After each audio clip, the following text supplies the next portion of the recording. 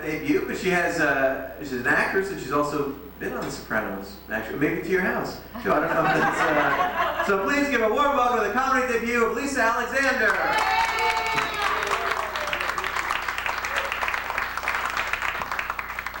Hello everybody. As Scott said, yeah, this is my first time doing stand-up. I'm trying to do things that challenge myself, so it was either this or bungee jumping, and I'm a wimp.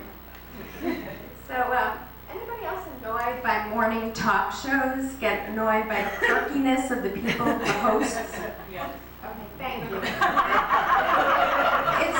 It's like Katie Couric, very quirky, Al Roker, happy black man, or the worst culprit is Kelly Ripa. Anybody else annoyed by her? She's tan, toned, she's got 5 kids, she's got 5 jobs, $1 million, and every day she's perfect.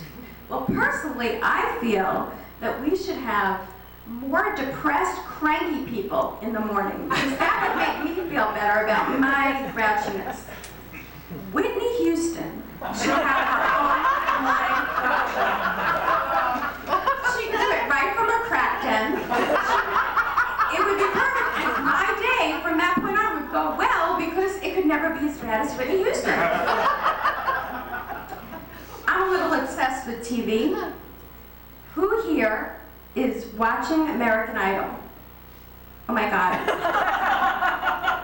This is funny. I'm glad you do, sir, because I frequently ask people, so who are you voting for in American Idol? And they go, I don't watch American Idol. And then I'm like, I have nothing to say to you. But who are you voting for? Catherine. I hate her. I do hate her, I have to say. Elliot's my man. We've got what? Oh my God, the show is starting. We gotta go. No, okay.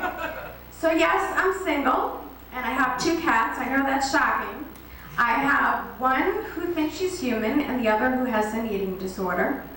Now, they say that pets mirror their owners, so that would make me a neurotic, anorexic, schizophrenic. Pretty much the case.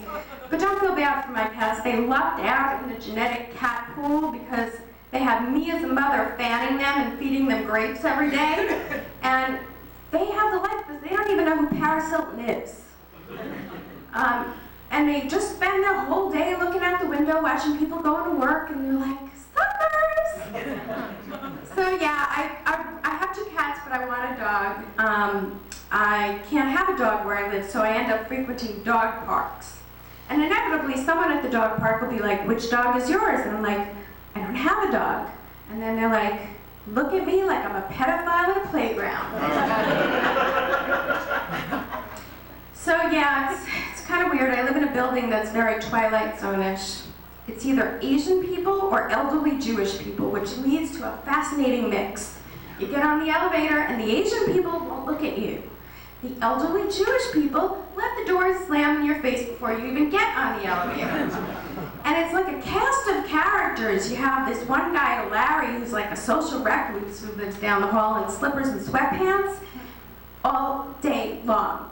He sneaks up on me when I least expect him. In the laundry room, he's there. I'm in the garage, he's there. I have hair on my face. I went on a date the other night. He was in the seafood place eating dinner with his family. I said, if there is a restraining order I can get for annoying people, I'm in.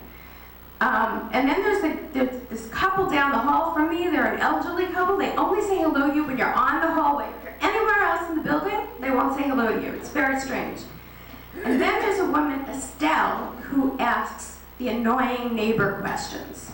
I'm not working right now, so she always says, I gotta ask you, aren't you bored? I'm like, no. And then she says, I'm just wondering, how are you doing this? How are you making ends meet? I'm like, this is none of her fucking business, but I answer her. I'm like, I'm on unemployment and I'm really going through my savings. I have a pact with myself. If she asks me again, I'm going to tell her, you got me. I'm a prostitute, and my pimp beats the shit out of anybody who asks me questions. So yeah, being single, you have the humiliating experience of having to meet men in strange places. I end up going on speed dating, which is like adult, humiliating musical chairs. You go for 4 minutes and you're on one date, then you ring a bell and you're on a date with another person. And I say to myself, how much can a guy fuck up in 4 minutes? Well, apparently a lot. The last time I went, first guy was an Israeli drunk guy. He said, "You're so nice and you're quite zaftig." I said, "Zaftig? Do you know what zaftig means?" He goes, "It means joyous and happy." I said, "No, it doesn't, it means fat." So, that was my first man. Then I met a bunch of other nerdy, horrible people, and the last guy was a blue-eyed guy with brown hair, gorgeous, sitting at the table. I sit down, I say, "So what do you do for a living?" He says, "I'm a veterinarian." It's like bells went off. My mother in Long Island is crying. Everybody's like, "This is it." I sit down. I said, "Where do you work?" He goes, "I work at a research lab, naming and killing animals." We argued for 4 minutes.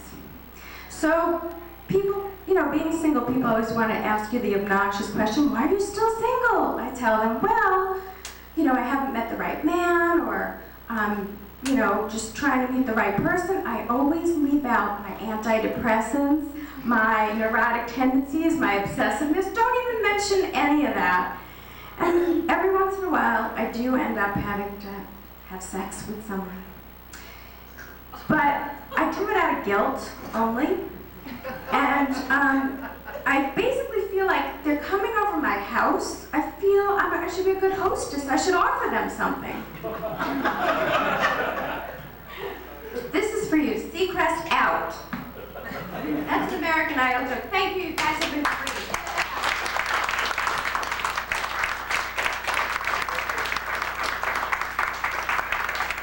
Lisa Alexander.